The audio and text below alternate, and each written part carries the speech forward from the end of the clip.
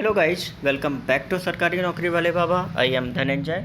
SSC CHSL का descriptive का paper आपका आज 9 जनवरी को था।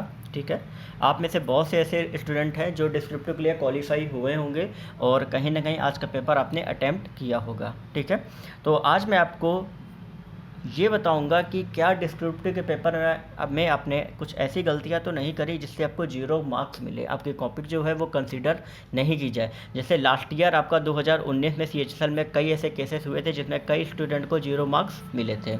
ठीक है, साथ ही साथ मैं आपको एसएओ लेटर का टॉपिक पे मैं बताऊँगा कि आपको ज़्यादा लिखना था या कम लिखना था, हर एक चीज़ मैं बताऊंगा। तो मेक श्योर आप इस वीडियो को ध्यान से और बहुत ही अच्छे से देखिएगा। जो डिस्क्रिप्टिव देने गए हैं वो भी, जो नहीं देने गए हैं उनके लिए भी ये वीडियो काम आएगा।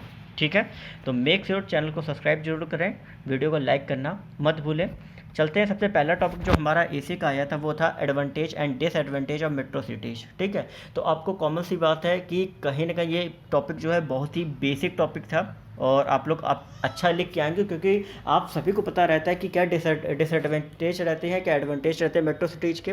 ये 250 वर्ड में आपको पूरा लिखना था। और अगर आप इसमें 10% अगर आप 25 वर्ड अगर आप एक्स्ट्रा लिख भी आए हैं या 25 वर्ड आपने कम भी लिखे हैं तो भी आपके जो ऐसे है वो कंसिडर किया जाएगा चेक होने के लिए। ऐसा नहीं है कि अगर आपने 25 वर्ड आपने कम लिखे हैं तो आपका जो ऐसे है वो आपका चेक नहीं होगा, आपका पक्का ऐसे आपका चेक होगा।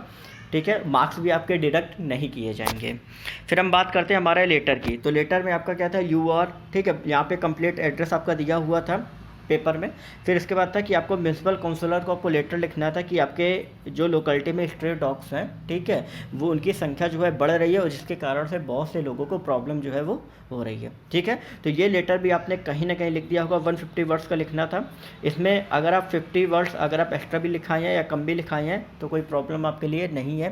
साथ ही साथ अगर आपने जब कॉपी में लिखा होगा, अगर बीच में आपने मिस्टेक्स हो गई होंगी, मान लीजिए आपने कोई भी वर्ड लिखा, ये वर्ड लिखा हुआ है, अगर कुछ इसमें मिस्टेक होगी, आपने उसको कट भी किया होगा तो उसमें भी आपके मार्क्स जो हैं वो बिल्कुल भी नहीं कटेंगे। ठीक है, वो इस वजह से आपको ज़्यादा ब्लॉक्स जो दिए जाते हैं वो इसी वजह से दिए जाते हैं कि कभी कभी अगर कटिंग हो जाए तो आप नेक्स्ट ब्लॉक में वो चीज़ लिख सकें।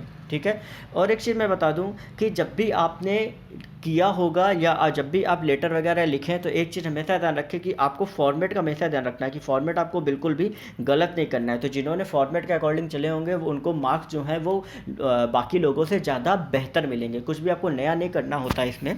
ठीक है, और एक सबसे बेसिक चीज़ मैं बता रहा हूँ कि आपने जो भी आपके सीट आपको दी गई होगी, ठीक है, उसमें अगर आपने रोल नंबर बिल्कुल सही तरीके से भरा होगा, थंब आपने लगाया होगा, और जो आपका मीडियम होता है, यहाँ पे 3 चीज़ें आती हैं। पहला रोल नंबर होता है, दूसरा आपका होता है थंब का कॉलम होता है, यहाँ पे थंब लगाना होता है, और तीसरा आपका होता है मीडियम का। आपको चूज करना होता है कि आपने किस मीडियम में लिखा है, किस में नहीं। मान लीजिए क्या हुआ कि अगर आपने मीडियम गलत भर दिया, अगर यहाँ पे आपने इंग्लिश लिखा और आपने हिंदी में पेपर आपने कर दिया तो आपको 0 मार्क्स दिए जाएंगे। थंब अगर आपने नहीं लगाया है तो भी 0 मार्क्स दिए जाएंगे। रोल नंबर अगर आपने सही से नहीं लिखा है तो भी आपको 0 मार्क्स दिए जाएंगे। तो ये कुछ ऐसी चीज़ें हैं जिसमें अगर आपने नहीं किए होंगे तो आपको मार्क्स जो है वो बिल्कुल 0 दिए जाएंगे। एक और चीज़ बता दूं कि अगर आपने लेटर या ऐसे में, ठीक है, ऐसे या लेटर में अगर आपने कुछ भी पर्सनल डिटेल्स अगर आपने डाली हैं तो भी आपको वहाँ पे मार्क्स 0 दिए जाएंगे।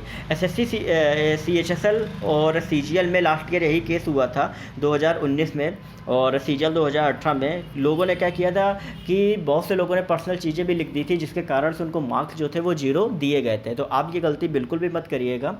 और साथ ही साथ अभी क्या है कि डिस्क्रिप्टिव का रिजल्ट आने में लगभग 3 से 4 महीने आपके लग जाएंगे, और उसके बाद आपका लगभग 5वें मंथ में आपका टाइपिंग टेस्ट वगैरह आपका होगा। तो जितने भी लोग टाइपिंग जिनको नहीं आती है वो अभी से स्टार्ट कर दें, डेली 1 से 2 घंटा टाइपिंग के लिए दें, स्टार्टिंग करें। ठीक है, चाहे इंग्लिश की हो या हिंदी को, अभी से स्टार्टिंग करना चालू कर दें, क्योंकि टाइपिंग में आपको बहुत ही ज़्यादा केयरफुल रहने की ज़रूरत है। बहुत से ऐसे स्टूडेंट होते हैं जो टाइपिंग में आपके बाहर हो जाते हैं। ठीक है, तो आप ऐसी गलती बिल्कुल भी मत कीजिएगा। आप सिर्फ टाइपिंग पे फोकस करिए। डेली 1 से 2 घंटा अगर आप देते हैं 3 से 4 महीने में आपकी जो टाइपिंग स्पीड है वो लगभग 35 से 40 आपकी हो जाएगी। ठीक है, और कोशिश यही करें अभी कि आप 10-10 मिनट के ब्लॉक में अभी टाइपिंग करना स्टार्ट करें, ठीक है। 10-10 मिनट के इस वजह से, क्योंकि जब आपको कीज याद हो जाएंगी तो कहीं ना कहीं आपको अपने दिमाग पे प्रेशर डालना होगा कि कौन सी की कहाँ पे है और जल्दी हमें टाइप करना होगा, ठीक है। तो वो कहीं ना कहीं एक बेस्ट वे होता है तैयारी का, और जो प्रेशर जो एग्जाम में फील करते हो वो कहीं ना कहीं इससे रिलीज होता है, ठीक है। तो अगर आपको ये जानकारी अच्छी लगे तो वीडियो को लाइक ज़रूर करें, चैनल को सब्सक्राइब करना मत भूलें, बेल नोटिफिकेशन दबाएं, आगे आपको बहुत सी इंटरेस्टिंग अपडेट्स मिलेगी।